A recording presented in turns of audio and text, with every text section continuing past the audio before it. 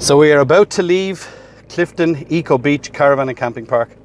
We're all strapped in. I've just to hitch up the car, and we are heading to Spiddal Caravan and Camping Park on Spiddal. It's in the Gaeltacht area. Skip to here if you want to skip the road footage, with the exception of us pulling in the gate, because you guys like to see the entrance for those of you towing caravans, cars, or driving bigger rigs. So a little bit of road footage. I do know that there's going to be a bit of roadworks around Moycullen or Mam Cross, but look, we'll just hit the road and we should be there in about an hour and a half. So next time we chat to you, we'll be in Spiddal Caravan and Camping.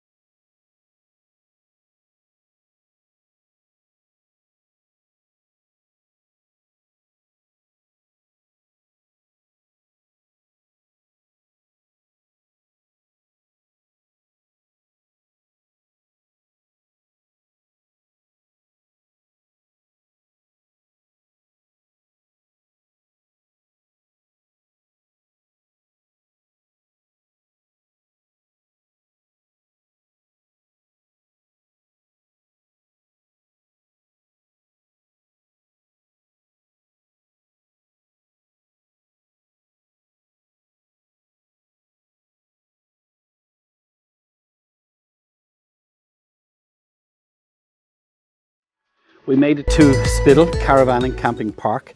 It's a 2-minute drive outside the town of Spiddal.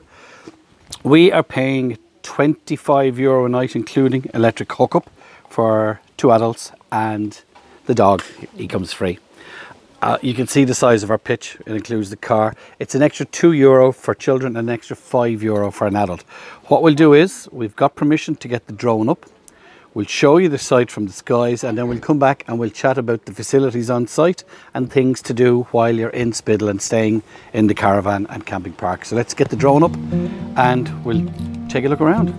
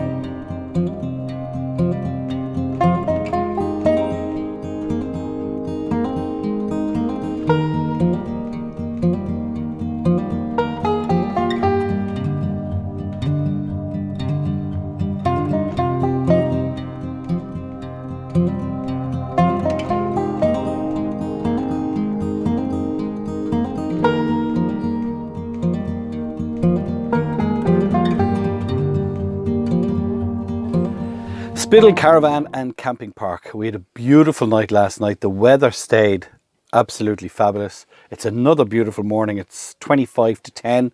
We're just finishing up breakfast. Some people are waiting to get the scraps of some other people's breakfast.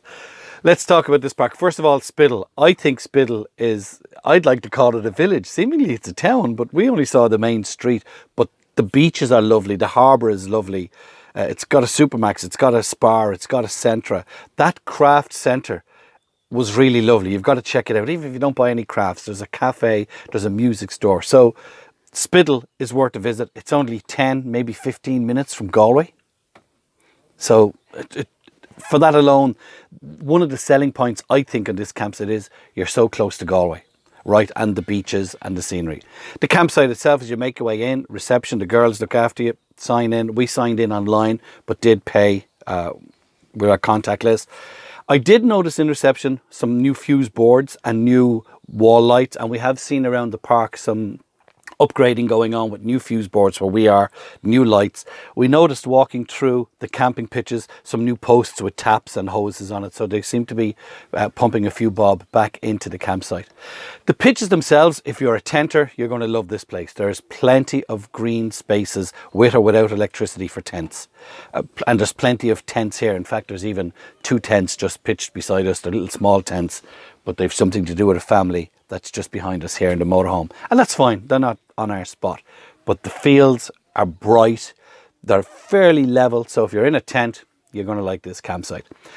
The hard stands are plenty long. We've got the camper and the car. They're pretty level. There's water and electricity at all of the stands. 1 or 2 of them are shaded, so if you're depending on your solar for power, if you're not going to be plugged in, bear that in mind. The first 2 now are pretty much in the shade. We're okay where we are, but the first 2 are pretty much in the shade. The toilet block is a little bit dated. I'll put a photograph up here, but clean, and again, recently not renovated but painted. I mean, it's the whitest whitewash I've ever seen. Deirdre was saying the ladies' toilets, every second sink, or there's 2 sinks closed off, but they're clean. The gents' toilets, there's 2 toilets, 2 showers. Showers are free. There's 4 sinks, 2 are closed, and there's 3 urinals.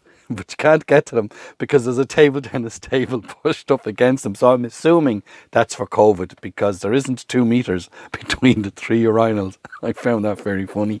At the back of the toilet block is the chemical toilet, and at the end of the toilet block is where you empty your grey water.